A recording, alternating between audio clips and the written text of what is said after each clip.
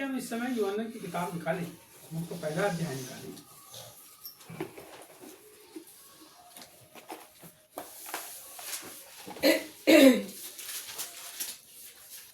उसका पहला अध्याय का 35, यूहन्ना की किताब पहला अध्याय 35 से 35। दूसरे दिन फिर यूहन्ना और उसके चेलों में से 2 जन खड़े हुए थे और उसने यीशु पर जो जा रहा था दृष्टि करके कहा, देखो यह परमेश्वर का मेमना है। तब वे दोनों चेले उसकी यह सुनकर यीशु के पीछे हो लिए। यीशु ने मुड़कर उनको पीछे आते देखा और उनसे कहा, तुम किसकी खोज में हो? उन्होंने उससे कहा, हे रब्बी अर्थात हे गुरु, तू कहाँ रहता है? उसने उनसे कहा, चलो तो देख लोगे। तब उन्होंने जाकर उसके रहने के स्थान देखा और उस दिन उसके साथ रहे। यह 10वें घंटे के लगभग था। उन दिनों में से जो यूहन्ना की बात सुनकर यीशु के पीछे हो लिए थे, एक शिमोन पतरस का भाई अंद्रयास था। उसने पहले अपने सगे भाई शिमोन से मिलकर उससे कहा, हमको ख्रिस्त अर्थात मसीह मिल गया। वह उसे यीशु के पास लाया। यीशु ने उस पर दृष्टि करके कहा, तू यूहन्ना का पुत्र शिमोन है, तू कैफा अर्थात पतरस कहलाएगा। दूसरे दिन यीशु ने गलील को जाना चाहा। वह फिलिपुस से मिला और कहा, मेरे पीछे हो ले। फिलिपुस अंद्रयास और पतरस के नगर बैतसैदा का निवासी था। फिलिपुस नतनेल से मिला और उससे कहा, जिसका वर्णन मूसा ने व्यवस्था में और भविष्यवक्ताओं ने किया है, वह हमको मिल गया। वह यूसुफ का पुत्र यीशु नासरी है। नतनएल ने उससे कहा, क्या कोई अच्छी वस्तु भी नासरत से निकल सकती है? फिलिपुस ने उससे कहा, चलकर देख ले। यीशु ने नतनएल को अपनी ओर आते देखकर उसके विषय में कहा, देखो यह सचमुच इजरायली है, इसमें कपट नहीं। नतनएल ने उससे कहा, तू मुझे कैसे जानता है? यीशु ने उसको उत्तर दिया, इससे पहले कि फिलिपुस ने तुझे बुलाया, जब तू अंजीर के पेड़ के तले था, तब मैंने तुझे देखा था। नतनएल ने उसको उत्तर दिया, हे रब्बी, तू परमेश्वर का पुत्र है, तू इजराइल का महाराजा है। बस ये जो जगह है, ये जो प्लेस है जिसको आपने पढ़े, क्या समझा? पढ़े ना अपने अपनी बाइबल में, सुनने वालों ने सुने, क्या समझे और क्या पढ़े? एक ही बात आपको मालूम है, बात को समझ लो। इसके पहले यूहन्ना अपने चेलों के साथ खड़ा था। यूहन्ना जो था ना, वो यीशु मसीह का मौसी का लड़का था। ठीक है, समझ रहा। और यूहन्ना को यह तो मालूम था कि ये यीशु मेरी मौसी का लड़का है। समझ रहे मेरी बात? उसको ये तो पता था कि ये मेरी मौसी का लड़का है, लेकिन ये मसीह है ये उसको नहीं पता था। सुनना, मैं आपको बता रहा हूँ, बहुत बड़ी सच्चाई बता रहा हूँ। वो एक प्रॉफिट था, बहुत बड़ा भविष्यवक्ता था। उसकी बात को सुनकर जो है महसूल लेने वालों ने महसूल लेना बंद कर दिए। सैनिकों ने लोगों से जो घूस लेते थे घूस लेना बंद कर दिए। अधिकारियों ने घूस लेना बंद कर दिए। उसने सीधे लोगों से बात किया था। उसने बोला था, एक कपटी लोगों, तुमको किसने चिताया? किसने चिताया? कुलाड़ा पेड़ों की जड़ के ऊपर रखा है। उसने कहा था लोगों से, कुलाड़ा पेड़ों की जड़ के ऊपर रखा है। आपको पता है, उसने सीधे बोला था, सांप के बच्चों। सीधे लोगों से बात किया था उसने, और लोगों ने मन फिराया था और उसके पास बपतिस्मा लेने के लिए आए थे। बपतिस्मा का मतलब होता है मन को फिराना और प्रभु का के पीछे चलने की प्रक्रिया प्रारंभ करना। ये जिस जगह के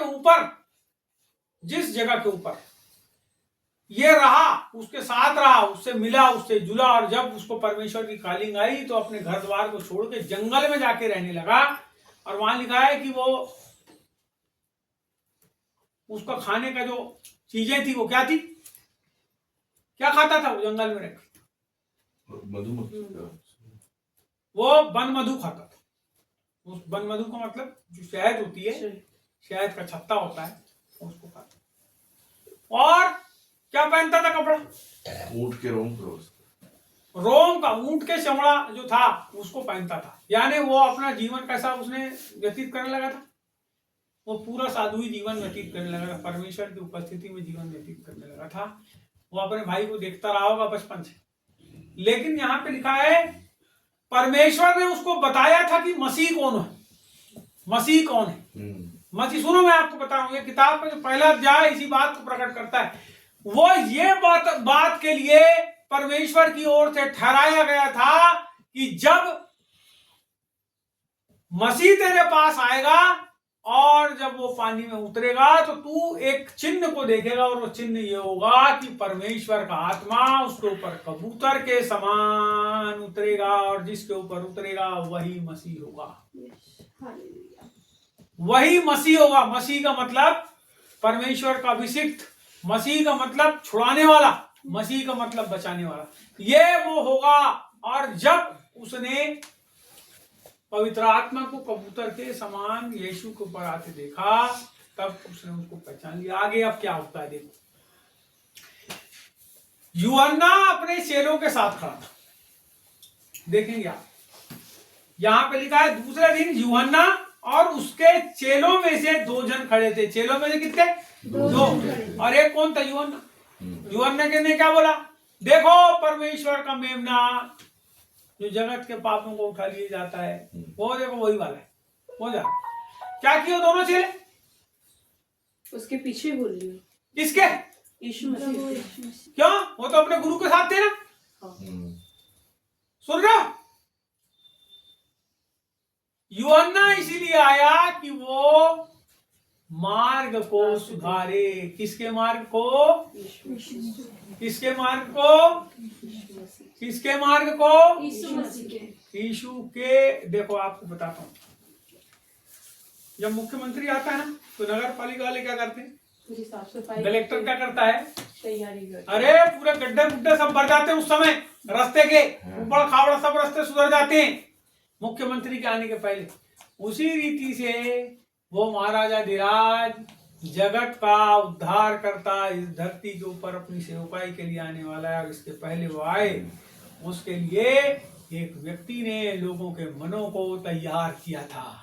मैं आपको बताना चाहता हूँ, यहाँ पर जिन लोगों के मनों को उसने तैयार किया था, काम हो रहा है। यहाँ पर एक काम हो रहा है लोगों के जीवन में, काम हो रहा है लोगों के जीवन में। और ये जो 2 चेले जो इसके सबसे शुरू में आए, वो कौन थे पता है आपको? ये उसी मार्ग सुधारने वाले के 2 चेले थे, जो जैसे ही उसने बताया कि देखो ये जगत के पापों मैं बता रहा हूं, और ये दोनों क्या किए? उसके पीछे हो लिए। दोनों उसके पीछे हो लिए। उसको जाके बोलते हैं, अब देखो ना उनकी बात कितनी मजेदार है। वो पूछता क्या है और वो लोग उत्तर क्या देते हैं, उसको देखो आप। यहाँ लिखा है यीशु के पीछे हो लिए, यीशु ने मुड़कर उनको पीछे आते। अब रुक गया प्रभु। मुड़ने का मतलब देखा हाँ आ रहे कि नहीं, उसको मालूम था आने वाले। सुनो, जब भोर को प्रार्थना किया था ना उसने, यीशु मसीह ने, तो उसने उसके बाप ने उसको बताया था कि 2 जन आज तेरे पीछे आएंगे, फिर एक तीसरे को भी लाएंगे। सुनो, वहां पे यीशु जब आगे बढ़ गया यूहन्ना के पास, देखो जिस दिन बपतिस्मा लिया उसके पास गया था वो, लेकिन जिस दिन वो झाड़ के नीचे खड़ा था 2 लोगों के साथ, प्रभु उसके पास नहीं गया। सुनिए मैं अब आपको बताता हूँ। पहली बार प्रभु उसके पास गया, किसके लिए? इस बात के लिए कि जो चिन्ह परमेश्वर की ओर से दिया गया था वो इस, देखो बाइबल में लिखा है, जब तक परमेश्वर अपने भविष्यवक्ताओं के ऊपर अपना मन प्रकट ना करे तब तक के वो कार्य वो संपादित इस संसार में नहीं करता। आपको ये बात मालूम रहना चाहिए। ये बाइबल का फैक्ट है। कई लोग कई प्रकार की फालतू की बात करते हैं, कुछ होना जाना रहता नहीं है। बाइबल से फैक्ट मिलना चाहिए आपको, ये परमेश्वर की ओर से है कि नहीं, आपको फैक्ट मिलना चाहिए, वहां से आपको सब सबूत मिलना चाहिए। यहां क्या हुआ? उसने भविष्यवक्ता के ऊपर मर्म को प्रकट किया कि यीशु ही मुक्तिदाता, अरे यही जगत के पापों, यही मसीह है। और देखो क्या हुआ, वो जो रास्ता तैयार करने वाला था उसके पास के 2 लोग पहली बार तो बपतिस्मा लेने आया, लेकिन जब वो रास्ते में खड़ा था तब उसके पास प्रभु गया क्या? नहीं गया। नहीं गया, उसके ऊपर प्रकट कर दिया मैं एक मसीहा हूं। सुनो मेरी बात। और उसके बाद वहां से निकला तो ये जो यूहन्ना के दो चेले थे वो क्या किए, उसके पीछे हो लिए। जब उसके पीछे हो गए तो प्रभु को पता था कि वो क्या कर रहे हैं, पीछे पीछे आएंगे, क्योंकि उसको मालूम था कौन कौन आने वाला है मेरे पीछे। यहाँ क्या हुआ, हमारे यहाँ ने बहुत अच्छी बात कर रहे हैं बच्चे लोग कि ये सोते हैं और उनके माँ बाप उनको सुलाते हैं अपनी गोद में। उसको उठा दो ना जी, बच्चे को सो ही जाएगा।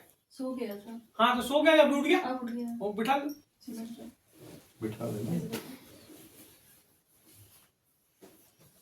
यहाँ क्या हुआ, अब ये जो इसके पीछे जा रहे हैं तो पूछ रहा है प्रभु, रुक गया और क्या बोला, तुम किसकी खोज में हो।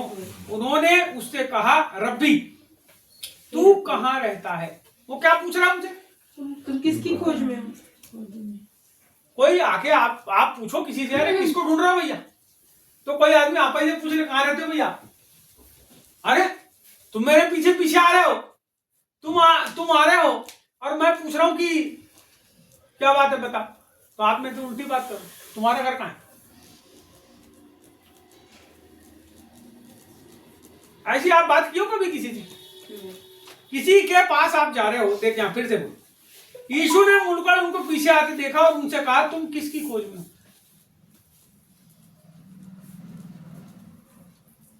आप सब किसके पीछे जा रहे हो भाई, आप किसके पीछे चल रहे हो, किसके पीछे जा रहे हो जी, और क्या पूछ रहा है वो, तुम किसकी खोज में। अभी वो फिर से पूछता है आपसे किसकी खोज में,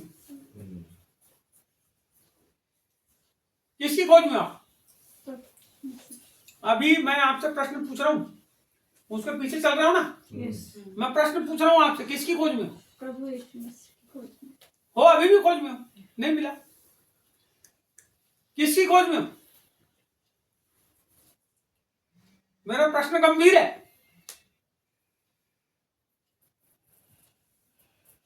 तो बाइबल का प्रश्न, किसकी खोज में हो आप, क्या बोल रहा है, तुम किसकी खोज में हो। उसके आगे क्या बोला, क्या बोल रहे हैं ढूंढने वाले, क्या बोल रहे हैं, उत्तर क्या दे रहे हैं, तू कहाँ रहता है। अरे इसमें आप आगे के अध्याय में भी देखोगे तो इसी प्रकार की वार्तालाप है। आगे के अध्याय में दूसरे लोगों से थोड़ी डिफिकल्ट है किताब। किसकी खोज में हो, तो ये बता तू कहां रहता है, तू रहता कहां है, अरे खोज किसकी कर रहा है, तो बोल रहा है तू रहता कहां है, इसका मतलब उसी की खोज कर रहे तेरी खोज कर रहा है, कहां रहता बता, तू कहां रहता बता। हमारी खोज पूरी हो जाएगी जब तेरे रहने का स्थान हमको पता हो जाएगा। उसने कहा देखो मैं तुम्हारे लिए जगह तैयार करने को,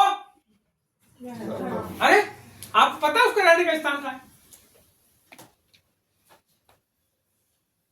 कहां रह रहे प्रभु यीशु मसीह, मालूम है, स्वर्ग गए हो कभी, नहीं। स्वर्ग तो बोल दिए, कौन गया है स्वर्ग, बाइबल में लिखा है कि जो स्वर्ग से उतरा वही स्वर्ग में गया वापस, तो आया कौन वहां से, वही आया, और वापस कौन गया, वही आया। तो फिर हम कहां गए, बताता हूं आपको हम कहां गए। बाइबल में लिखा है हम लोग यीशु मसीह के विश्वास करने के द्वारा उसके संतान ठहरते हैं। उसका जो आत्मा है, पवित्र आत्मा जो है, उसका जो श्वास है, उसका जो जीवन है, उसके द्वारा, उसकी आत्मा में की आत्मा के द्वारा हम सब यहाँ पे धरती के ऊपर बनाए जाते हैं। हमारा क्रिएशन धरती, हमारा क्रिएशन कोई बोलेगा हेवन है। मैं समझ सकता हूँ कि परमेश्वर के मस्तिष्क में आप अभी से हजारों साल पहले पैदा हो चुके, उसके मस्तिष्क में हो चुके, हमारा स्थान वो हो सकता है, लेकिन रियल उत्पत्ति हमारी कहाँ हुई है, धरती के ऊपर। हमारी रियल उत्पत्ति कहाँ हुई है, धरती के ऊपर हुई है। जब हम धरती के ऊपर उत्पन्न हुए हैं तो वो अब जो उसके ऊपर विश्वास करते हैं उनके लिए स्थान तैयार करने के लिए आपको समझना पड़ेगा कि वो रहता कहाँ है, वो कहाँ रहता है। और वो कहता है कि मेरे पीछे देख, आगे देखो, देखो पढ़ो। उसने उनसे कहा चलो तो देख लोगे, चलो तो देख लोगे, ये मैं जा रहा हूं, चलो तो देख लो। तुम्हारे मन की इच्छा पे उसने तुमको छोड़ दिया, तुम्हारे मन की इच्छा पे कि चलो तो देख लो। आज मेरे मन की इच्छा पे प्रभु ने छोड़ दिया इस धरती के ऊपर कि जब मैं चल रहा हूं तो मैं चल किसके पीछे रहा, यदि मैं उसके स्थान को देखना चाहता हूं तो। यदि आज मैं उसके पीछे चल रहा हूं तो भविष्य में मेरे लिए वह स्थान है जिस स्थान की उसने प्रतिज्ञा किया है। आप चलोगे तो आप उस स्थान को पालोगे। देखो आगे यहां पे लिखा है वो उसके साथ रहेगा, उस पूरे दिन वो उसके साथ रहे। अब यहाँ क्या लिखा है, उन दोनों में से जो यूहन्ना की बात सुनकर यीशु के पीछे हो लिए थे, एक शमौन पतरस का भाई अंद्रियास, शमौन पतरस का भाई अंद्रियास था। आगे लिखा है, इसके पहले उसने अपने सगे भाई शमौन से मिलकर उससे कहा, हमको ख्रिस्त अर्थात मसीह, अब ये फिर से मसीह की बात कर रहा है। इनके ऊपर जो प्रकटीकरण हुआ, यूहन्ना के द्वारा प्रकटीकरण हुआ कि ये जो यीशु है यही मसीह है। वो उनका जो गुरु था वो सटीक था, वो जो बताने वाला था सटीक था। वो यीशु मसीह को पहचानने के लिए केवल एकमात्र व्यक्ति था वो उस जमाने में। उसके पहले एक और व्यक्ति था, भविष्यवक्ता, जो जब यीशु मसीह पैदा हुआ और जब उसको 8वें दिन मंदिर ले गए तब उसने उसको पहचान लिया। मैं आपको बताना चाहता हूं, एक बूढ़ी स्त्री थी हन्ना नाम की, जो रास्ता देखती थी, उसने भी उसको पहचानी। सुनो, मैं आपको बता रहा हूं, उसको पहचानने वाला ये तीसरा आदमी है जो क्या कर रहा है, जो लोगों को बता दिया, अपने चेलों को बता दिया कि मसीह है। हमारी आंखें परमेश्वर की ओर जब लगी रहती है, परमेश्वर हमको पहचानने की सामर्थ्य देता है ना। सच्चा और झूठा, मेरी बात को समझना, सच्चा और झूठा पहचानने की सामर्थ्य परमेश्वर देता है। लेकिन जब हम परमेश्वर में बने नहीं रहते, जब हम उसके पीछे नहीं चलते, तो हमारी आंखें धुंधला जाती है। हमारी आंखें खुली रहना चाहिए परमेश्वर के लिए, हमारी आंखें परमेश्वर के वचन के लिए खुली रहना चाहिए, हमारी आंखें परमेश्वर के लोगों के लिए खुली रहना चाहिए कि जब हम देखें तो हम कैसा देखें, साफ देखें। यदि हम आज अपने फ्यूचर की कल्पना करते हैं कि हमारा फ्यूचर कैसा होगा, तो आज आपको चित्र बनाना पड़ेगा एक कि मेरा फ्यूचर कैसा होगा। आपको बनाना है, आप अपने भविष्य के निर्माता हैं, परमेश्वर के द्वारा फिर प्रार्थना करना पड़ेगा आपको। यीशु मसीह को इस धरती पर आना था, उसने अपने लिए रास्ता तैयार करने के लिए लोगों को रखा, इस धरती के ऊपर ऐसे लोगों को रखा जो लोगों को बताए कि यही मसीह प्रभु है। जिस व्यवस्था की बातों में, जिस नबियों की किताब में जिस व्यक्ति का वर्णन है, अरे वो यही है। और देखो यहां पे क्या बोल रहे हैं, ये आदमी बोल रहा है हमको ख्रिस्त अर्थात मसीह मिल गया है। और यीशु मसीह ने उसका नाम लेके उसको क्या बताया, आगे देखेंगे तो वह यीशु के पास लाया। यीशु ने उस पर दृष्टि करके कहा, तू यूहन्ना का पुत्र समौन। किसी और ने बताया क्या? उसको नाम पता था यीशु मसीह को? उसका नाम पहले से मालूम था? उसने बताया था पहले से कि मैं छू। उसके बाप का नाम भी बताया और उसका भी नाम बताया। तेरा बाप फलाना है और तू फलाना है। आपको पता है, कई लोग परमेश्वर के पास आते हैं और सोचते हैं कि हमारा कुछ पुराना कुछ भी परमेश्वर को नहीं मालूम होगा, हमने जो भी कुछ किए होंगे। आपको पता है आप कैसे और आपका बाप कैसा है? बात समझ रहे मेरी? खानदान की जानकारी रखते हैं। मैं कितना कमीना हूं और मेरा बाप कितना कमीना है, मैं कितना धर्मी हूं और मेरा बाप कितना धर्मी। मेरी बात को समझना। धूर्तता से भरे हुए आदमी को कमी ना करें। अभी थोड़ी देर पहले भजन संहिता पढ़े थे आपने, अभी थोड़ी देर में जाऊंगा वहां वापस। आप मेरी बात को ध्यान से सुनो। परमेश्वर के पास वो लोग आए जिनके मन परमेश्वर ने अपनी सेवकाई के लिए पहले से ही तैयार करके रखा। तो चेले जिन प्रेरितों को ये बुला रहा है ना, जिन प्रेरितों को ये बुला रहा है, उनके अब्बा का भी नाम जान रहा है। अब यहां से थोड़ा सा और आगे बढ़ो, मैं आपको कुछ लोगों की बात इसलिए बता रहा हूं कि परमेश्वर कैसे काम करता है, कैसे आज आपके जीवन के अंदर क्या वो चाहता है। आगे यहाँ पे दूसरे दिन यीशु ने गलील को जाना चाहा। कौन जा रहा है गलील को? वो जाना चाह रहा है। आगे लिखा है वह फिलिप्पुस से मिला और उससे कहा मेरे पीछे। आप सेवा के लिए जा रहा है। सुनिए, अभी इसके पहले जो मुलाकात हुई वो काय की हुई? इसके पहले जो मुलाकात है वो परिचय हुआ। इनका जो मुलाकात हुई वो परिचय हुआ। वो लोग भी उसको थोड़ा गहराई से जाने और बोले हाँ तू ही मसीह, तू ही मसीह, तू ही मसीह, तू ही मसीह। अब ये क्या हो गया? परिचय हो गया। अब ये क्या कर रहा है? गलील को वो जा रहा है और वहां लिखा है फिलिप्पुस से मिला और उससे कहा मेरे पीछे हो ले। अब देख, जब फिलिप्पुस उसके पीछे हो रहा है तो यहां लिखा है फिलिप्पुस, अंद्रियास और पतरस। फिलिप्पुस, अंद्रियास और पतरस के नगर बैतसैदा का निवासी था। अंद्रियास और पतरस कौन थे? भाई थे, सगे भाई थे। ठीक है। अब ये जो फिलिप्पुस है ये अंद्रियास और पतरस के नगर का निवासी था। फिलिप्पुस नतनएल से मिला। अब यहाँ चौथा आदमी आ गया। पहले 3 थे, टोटल कितने हो गए थे? 3 थी, अब 4 हो गए। अब यहाँ नतनएल नाम का एक आदमी मिल गया। और ये जो आदमी मिला ये यीशु मसीह को नहीं मिला। बात समझना मेरी। किसको मिला वो? फिलिप्पुस को मिला। फिलिप्पुस को मिला और उसने उसको बताया कि हमको मसीह प्रभु मिल गए। और अब वो उसको लेके यीशु मसीह के पास आ रहा है। कहां का स्थान है? गलील की बात चल रही। गलील पहुंच गए। अब वो उसी दिन पहुंचे कि दूसरे दिन पहुंचे हमको नहीं पता, लेकिन पहुंचे ये गलील। और जब पहुंचे तो वहां पे एक व्यक्ति को नतनएल मिला। फिलिप्पुस को नतनएल मिला। और जब मिला तो क्या हुआ? वो उसको लेके उसके पास, जब वो उसको लेके दूर से ही आ रहा, दूर ही था, पास में भी नहीं था। देखिए यहां पे क्या लिखा है, उसको आगे देखना। यीशु ने नतनएल को अपनी ओर आते देखकर उसके विषय में कहा, अभी पास में नहीं है। नतनएल को अपनी ओर आते देखकर कहा, ये कौन है? इजराइली। कौन है? इजराइली। बाकी किसी को ऐसा बोला था क्या भैया उसने? बाइबल में आप पढ़ोगे तो कोई चेले को आपको पता है कि इजराइली कौन है? आज हम कलीसिया में हैं, एक इजराइली उसको बोलते हैं जो यहोवा परमेश्वर की उपासना और आराधना करने वाला व्यक्ति होता है। इजराइल का व्यक्ति एक इजराइली है। और यहाँ पे वो बता रहा है, एक उसको इजराइली घोषित कर रहा है। किस बात के लिए घोषित कर रहा है भैया? कपट नहीं है। क्या नहीं है उसमें? कपट नहीं।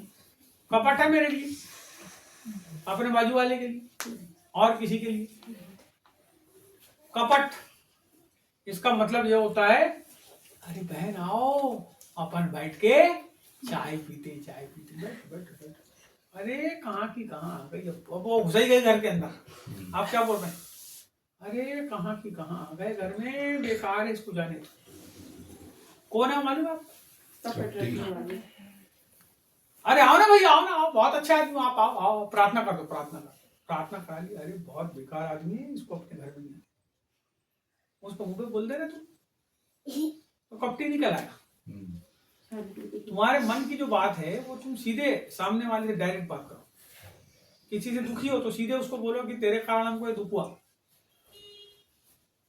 उसको रखो मत मन के अंदर, उसको बोलो। और फिर जब बोल दोगे तब बोलना, आओ इधर आओ, बैठ के चाय। पहले अपने अंदर का सब मलाल निकाल के उसको बताओ और उसके बाद फिर बिठाल के चाय पे जाओगे। तो आप कौन हो जाओगे पता है? फिर इजराइली हो जाएंगे। कौन हो जाओगे? इजराइली खुद ही हो जाओगे। उसने क्या बोला प्रभु को मालूम है? उसके पहले एक लाइन आप पढ़ लेना ऊपर की। उसने बोला क्या कोई अच्छी वस्तु, मेरी बात नहीं समझ रहा हो आप। उसने क्यों प्रभु ने उसको ऐसा बोला, आप उस बात को समझो वहां से पढ़ के। उसने प्रभु को बोला क्या कोई अच्छी वस्तु नासरत से भी निकल, यानी उसके मन के अंदर क्या था? प्रभु के लिए, अरे प्रभु के लिए संदेह था। प्रभु के ऊपर विश्वास ही नहीं था कि ये मसीह हो सकता है। सुनो मेरी बात, वो उसको बता रहा है हमने मसीह को पा लिए। क्या बोल रहा है? अरे क्या कोई अच्छी वस्तु, यानी क्या बोल रहा, मुंह पे बोल रहा, पीठ पीछे।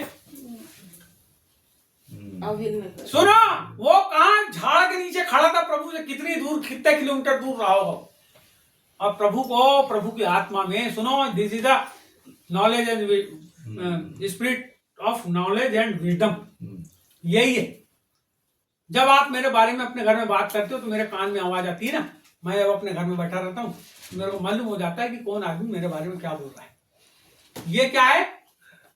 पवित्र आत्मा का वरदान है, ज्ञान और बुद्धि का। जब मैं यहाँ बैठा रहता हूँ, कई बार मेरे को होता है ऐसा, कई लोग की आवाज मेरे कान में आती है तो मैं बोलता हूँ ये प्रभु सही बात है क्या, ऐसा होगा क्या? और वैसा बात में होता है। मैं आपको बताता हूँ, सुनो, मैं आपको बताना चाह रहा हूं परमेश्वर का आत्मा इस तरीके से काम करता है। मसीह की पहचान है कि 9 वरदान 5 प्रकार की सेवकाई एक साथ उसके जीवन से बहती थी, हर समय उसके जीवन से बहती थी।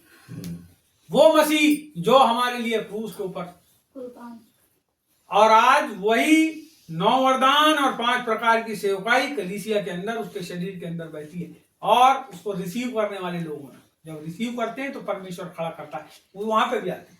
अभी यहां पर लिखा है कि वो उसको बोल रहा है, कैसा बोल रहा है? कोई अच्छी वस्तु नासरत से। अरे उसको क्यों प्रभु ने बोला कपट नहीं है? क्यों इसके अंदर ये कपटी नहीं? क्योंकि इसके अंदर कपट नहीं है। क्या कारण है आपको पता है? जो भी बात थी उसने खुल के बोली। और जब वो आया, आपको पता है उस आदमी ने क्या बोला जब प्रभु के पास आया? देख यहाँ पर, इसके पहले कि फिलिप्पुस ने तुझे बुलाया जब तू अंजीर के पेड़ के तले था, तब मैंने तुझे देखा था। नतनएल ने उसको उत्तर दिया, हे रब्बी तू परमेश्वर का पुत्र है। क्योंकि उसने जो जो प्रभु को बोला उसने बताया। तूने कहा क्यों कपट नहीं है? आपको पता है क्यों तेरे अंदर कपट नहीं है? उसका कारण है, तू जब कहां खड़ा था? अंजीर के पेड़ के नीचे। इसका मतलब तू जो जो बोल रहा था मैं यहां सुन रहा था। तेरे अंदर कपट नहीं है क्योंकि तूने सब बातें खोल के, है ना? जब आप अपने मन के मन में सुलगते रहते हो, जलते रहते हो प्रभु के लिए, प्रभु के लोगों के लिए, और फिर बोलोगे नहीं नहीं हमने कुछ नहीं बोले, आपसे अच्छा कोई आदमी नहीं, बहुत बढ़िया आदमी हो आप, बहुत बढ़िया आदमी। तब क्या होता पता है? तब कपट होता है। और जब कपट होता है तो प्रभु बोलता है जो भेंट तू वेदी के ऊपर लेके, अरे तुमने तो बहुत अच्छी चीज लाए हो भेंट में। कहा? प्रभु को चढ़ाने। सोना लाए, मुर लाए, रूबान लाए, चांदी लाए, रुपया पैसा लाए। किसको देने लाए? प्रभु को देने। बोलता उसको वहीं रख। पहले जा, और जिसके लिए तेरे मन के अंदर बैर भाव है, कपट है, तेरे मन के अंदर लड़ाई है, तेरे मन के अंदर झगड़ा है, तू क्या कर? जाके उसे पहले मेलजोल कर ले, क्षमा कर दे उसको। बोलो यीशु प्रभु की जय, बोलो यीशु प्रभु की जय। अब मैं इन सब बातों को लेकर के बात आती है अब फाइनल पोजीशन पर। हम किसका अनुगमन करते हैं? किसका अनुकरण करते हैं?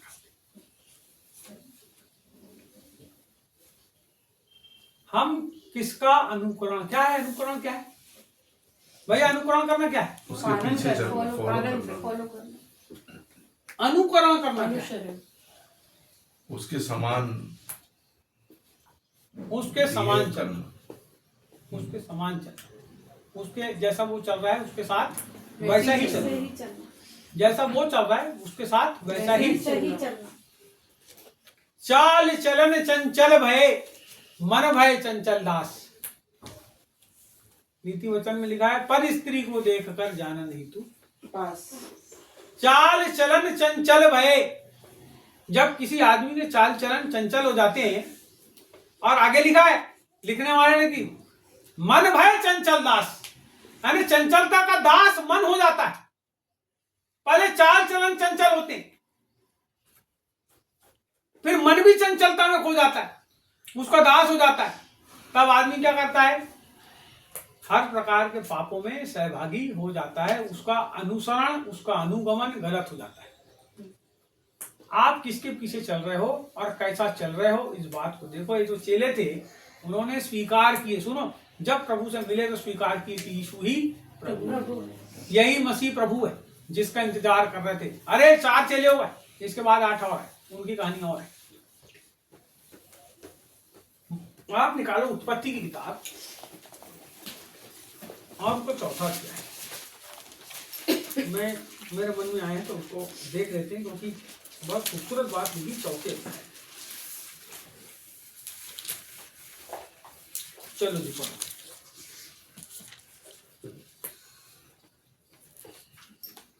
चौथा अध्याय, दूसरा अध्याय से पढ़ो, दूसरा पद से। दूसरे पद से। फिर उसने उसके भाई हाबिल को भी जन्म दिया। हाँ हाबिल भेड़ बकरियों का चरवाहा बन ठीक गया, है परंतु केन भूमि पर खेती करने वाला किसान बना। जी। कुछ दिनों के पश्चात केन यहोवा के पास भूमि की उपज में से कुछ भेंट ले आया जी और हाबिल भी अपनी भेड़ बकरियों के कई एक पहलौठे बच्चे भेंट चढ़ाने ले आया और उनकी चर्बी भेंट चढ़ाई। तब यहोवा ने हाबिल और उसकी भेंट को तो ग्रहण किया, जी परंतु केन और उसकी भेंट को उसने ग्रहण ना किया। जी तब केन अति क्रोधित हुआ जी। और उसके मुंह पर उदासी छा गई। बस वो उसके आगे फिर बहुत सारी घटनाएं। यहाँ पे दो भाइयों की कहानी है, एक बड़े भाई है और एक छोटा भाई है, दो भाई कैन और हाबिल। कैन जो है वो बड़ा भाई और हाबिल जो है वो छोटा भाई। कितने भाई है? दो भाई। कैन कैसा है बड़ा और हाबिल कैसा है? छोटा भाई। तो कैन को ज्यादा अकल होगी कि हाबिल को? केन क्या याद होगी? बड़े बच्चे को ज्यादा अकल रहती कि छोटे को? बड़े को। फिर भी देखो, अब यहाँ पे आप बड़े और छोटा का फर्क आप देखना और बात को समझना। कैन और हाबिल की यहाँ बात चल रही है, यहाँ पे लिखा है कि एक जो है वो तो भेड़ बकरी का चराने वाला बन गया और एक जो है वो किसान बना, और जो किसान बना उसने क्या किया? अपनी उपज में का कुछ हिस्सा परमेश्वर के पास उसको चढ़ाने लाया। और जब इसको आप आगे देखोगे तो वहां तो छोटा वाला भाई है हाबिल, उसके बारे में लिखा है कि उसने अपने पशुओं के आगे लिखा है पहिलौठे को लाकर बलिदान। दोनों बात में फर्क देखना। यहां आगे लिखा है कि परमेश्वर ने क्या किया? कैन की भेंट को स्वीकार, हाबिल की भेंट को स्वीकार कर लिया। क्या कर रहा था? पहिलौठा दिया था उसने। हाबिल ने। परमेश्वर को मांस खाना अच्छा लगता है? नहीं। गेहूं भी तो चढ़ाए थे ना उसके सामने, जो बलिदान चढ़ाए, जो यज्ञ किए, उसको यहाँ हिंदू धर्म की परिपाटी में यज्ञ बोलते हैं। उसने जो चढ़ाया, क्या चीज परमेश्वर को ज्यादा भावता हुआ अच्छा लगा, बहुत अच्छा लगा, जिसको उसने ग्रहण किया? पहिलौठा। पहिलौठे का मतलब तब प्रथम। आपके जीवन का प्रथम क्या है? समय। आपके जीवन का प्रथम क्या है? प्रथम आपके जीवन का प्रथम क्या है? क्या है आपके जीवन का प्रथम?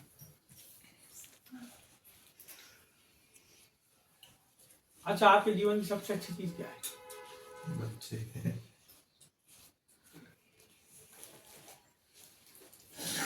सर्वोत्तम कहते हैं। पहलौठे का मतलब सर्वोत्तम। मनुष्य का जो पहलौठा होता है, गर्भ का जो फल पहलौठा होता है, वो सर्वोत्तम होता है। एक रिसर्च के अनुसार सबसे बुद्धिमान होते हैं पहले बच्चे। लेकिन यहाँ पे सेकंड बच्चे की बात हो रही है। जो दूसरा बच्चा है उसकी भेंट को ग्रहण किया गया।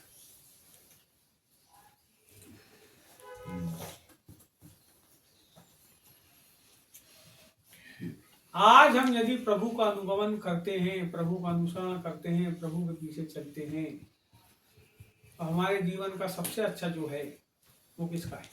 प्रभु का है। और हम देते क्या है पता? सबसे थर्ड क्लास और घटिया क्वालिटी की चीज।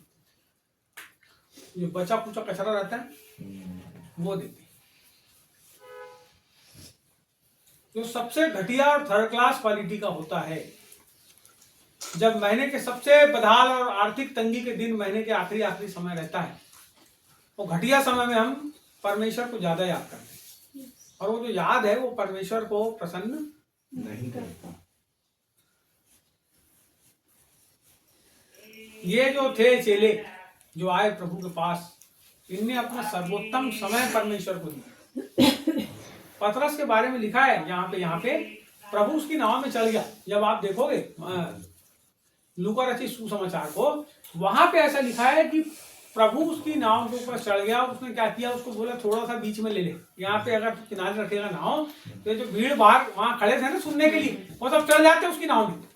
उसको क्या बोला, थोड़ा सा पानी में ले, आगे ले ले पानी में। और वहां से प्रभु ने क्या किया, सुसमाचार सुनाया और उसने बोले काम कर, चल आगे चल थोड़ा। जब वो आगे चले, पतरस था नाव में, नाव को घेरा था, और जब वो आगे चले तो उसने, ऐसा लिखा है कि उसने रात भर बहुत मेहनत करा था जाल डाल करके कि मछली को पकड़े, और बाइबल में ऐसा लिखा है कि वो मछली एक भी नहीं पकड़ाई। जब वो उसकी नाव में चढ़ा तो उसने बोला अब अपने जाल को फिर से डाल। अरे बोले तू अब ये बताओ, वो आदमी की जिंदगी पूरी कहाँ बीत गई। अरे अब मेरे को ज्ञान बता रहा है, मेरी नाव में बैठ गया। सुन रहा मेरी बात। अरे हमने रात भर डाले नाव में, जाल डाले हमने नदी में, एक भी मच्छी पकड़ में नहीं आई। हमको पता है कब डालना है जाल, कब मछली पकड़ती है, और तू हम मेरे को बता रहा कि यहाँ डाल। हाँ तो कोई बात नहीं, बोले तू बोलता तो डालता, तो डाल दिया जाल। वहां लिखा 153 मोटी कितनी मोटी। आप गिनती आप करो, छोटी वाली में फेंके दिए उनने पूरी। कितनी पकड़ा, 153 बड़ी मछलियां। और छोटी वाली जो थी जाल में जो पुचक गई और निकाल के फेंके होंगे अलग। 153 जाल फटने लगा, ऐसा जाल फटने लगा। तब उसने अपने दोस्तों को बुलाया, तो जो युवन्ना था वो भी लपक के दौड़ा वहां पे, और जो एक तो साथी थे उनको लपक के दौड़े, और सबने मिलकर क्या किए, जाल को खींचे। आपको पता है वो आश्चर्य कर्म को देख के उसके पैर के ऊपर गिर पड़ा, है ना। बोले मुझ पापी के ऊपर दया कर, कृपा कर, तू चले जा मेरे पास से, तू चली जा बोले मेरे पास से। इतना घबरा गया। आपको पता है जब हम प्रार्थना करते ना तो हमारी पोजीशन कैसी रहती है प्रभु के पास।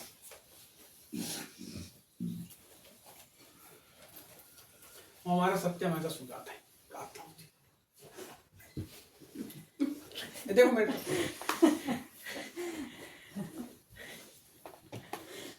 उसकी पोजीशन देखो। अब वो सोया है कि जग रहा है कि प्रार्थना करता है।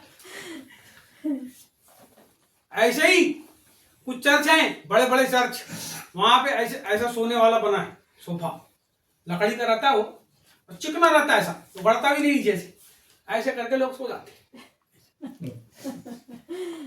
और गाना गाते सोए सोए, करता समर्पण आत्मा, और सो गया बाजू वाला सो गया। अभी ठंडी के दिन आएंगे तो सो जाते हैं कोट पहन के, गरम गरम कपड़ा रहता है, सो जाते हैं और गाना गाते करता, और सोया ऐसा करके आप समर्पण कर रहा है। बता समर्पण करने क्या करना पड़ेगा,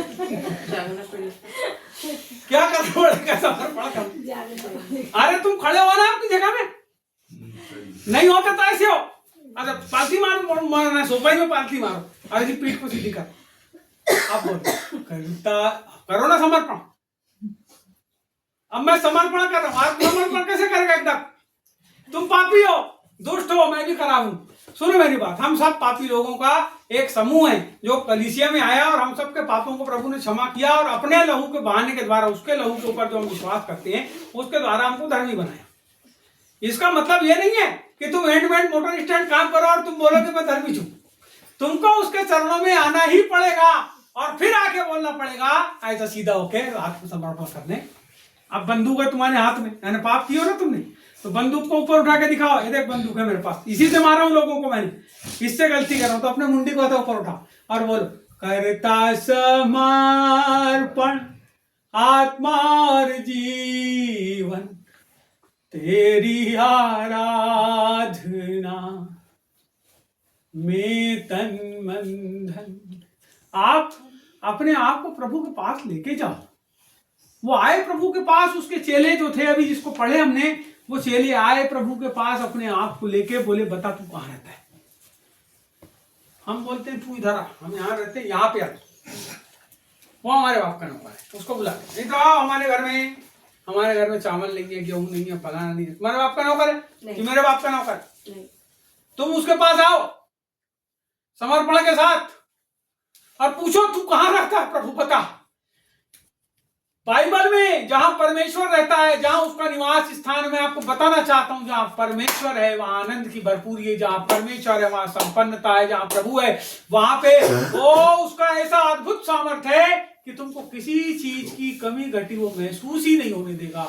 मैं आपको बताना चाहता, उसको उसके पास आओ, उसको आप ये मत बोलो तू आ प्रभु, तू आ प्रभु, तू कर प्रभु, तू कर प्रभु, नहीं, उसको बोलो प्रभु मैं तेरे पास आता हूं, प्रभु तू, मैं प्रभु तेरे पास आया हूं, अपने अधीन ले प्रभु परमेश्वर, मेरे को अधीन ले, तू जहां जा रहा है प्रभु मेरे को लेके चल।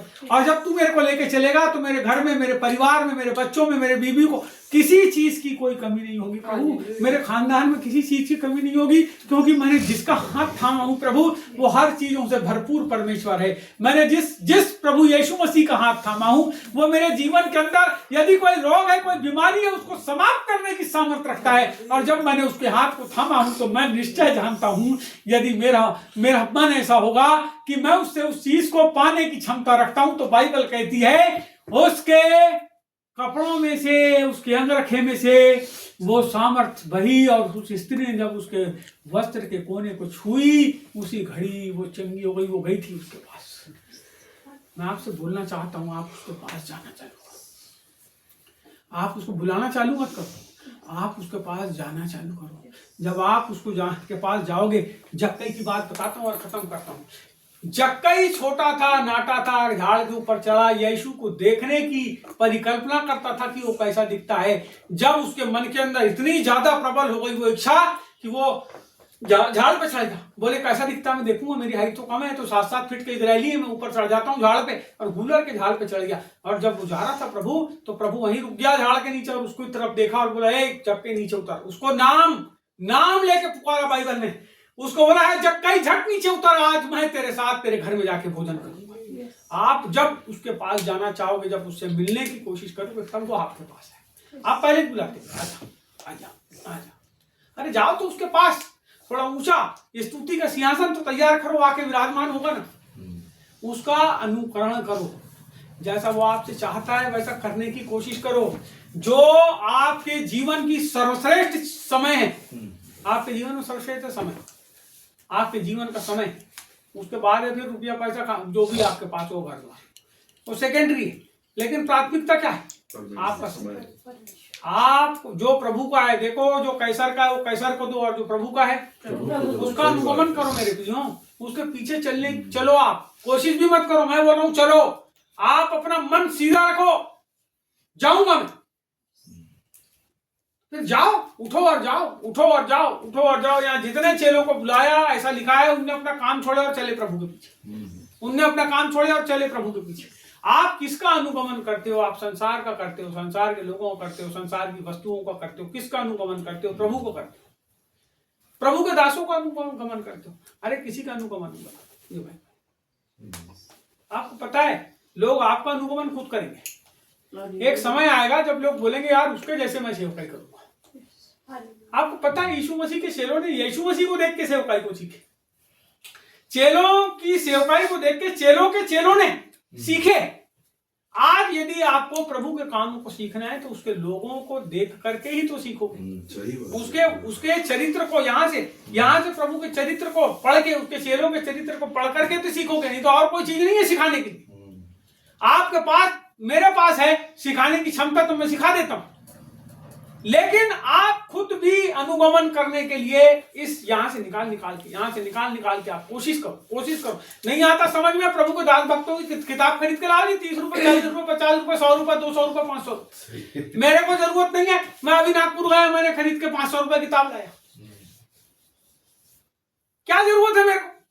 लेकिन फिर भी लाया। क्यों लाया? ये प्रभु के जन का है, कुछ लिखा होगा। अरे एक 500 रुपए की किताब, एक किताब में, उस पूरी किताब के एक पन्ने में की एक लाइन भी यदि मेरे जीवन को स्पर्श करती तो क्या पता मेरे जीवन के अंदर क्या हो जाए, और मैं जो सीखूं उससे क्या पता कितने लोग सीख जाए। तो अनुगमन करने के लिए सीखना पड़ेगा, अनुगमन करने के लिए उसके पीछे चलना पड़ेगा, अनुगमन करने के लिए क्रिया करना पड़ेगा और अपने सर्वोत्तम में से देना पड़ेगा। आप जिसको भी सर्वोत्तम समझते हो, यदि आप अपने समय को सर्वोत्तम नहीं समझते मत देना उसमें से। यदि आपको ऐसा लगता है कि मेरा समय बहुत बेकार है, कोई काम का नहीं, तो मत दो आप। मत दो। लेकिन मैं आपको रियल बताता हूं, इस समय के द्वारा ही आप धन को पाते हो। मैं आपको बताना चाहता हूं, इस समय के द्वारा ही आप संबंधों को पाते हो। यदि आपको मेरे से दोस्ती करना है, बार बार आना पड़ेगा मेरे पास, तब दोस्ती होगी। यदि मेरे को किसी व्यक्ति से कुछ पाना है तो मेरे को उसके पास बार बार जाना पड़ेगा, तब मैं उस चीज को पाऊंगा। इसका मतलब क्या दिया आपने, क्या बोले संसार के अंदर? आप अपना समय, सुनिए, चाय नाश्ता खाना पीना वो सेकेंडरी है, लेकिन शुरू में क्या लगेगा? और जब समय आप परमेश्वर को देने लगोगे तो उसकी तरफ से तुम्हारे लिए समय तैयार किया जाएगा। आपको पता है परमेश्वर यहाँ पे, अब सबोपदेशक की किताब पढ़ोगे तो वहां पे समय को बहुत अच्छे तरीके से उसने डिफाइन किया है। समय को ही डिफाइन किया है सबोपदेशक। खाने का समय, पीने का समय, उठने का समय, बैठने का समय, सब बातों का समय बोला उसने। और वो जो समय है वो सर्वश्रेष्ठ इस संसार के अंदर है, क्योंकि हम इस धरती के ऊपर कुछ ही समय के लिए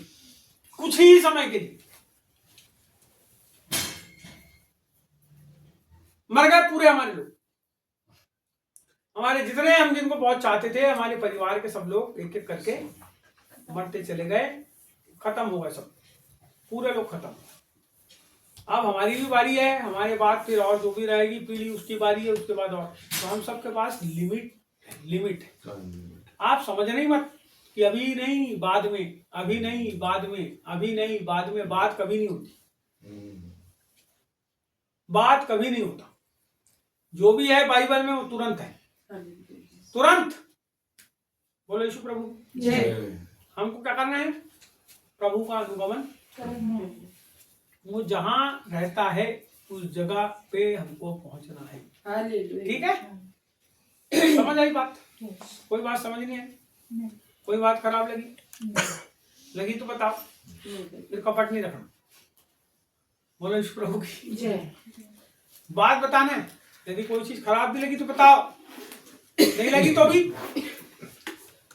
बताओ सब चीज, तब चलेगा सब गाड़ी आगे। बोलो यीशु प्रभु जय।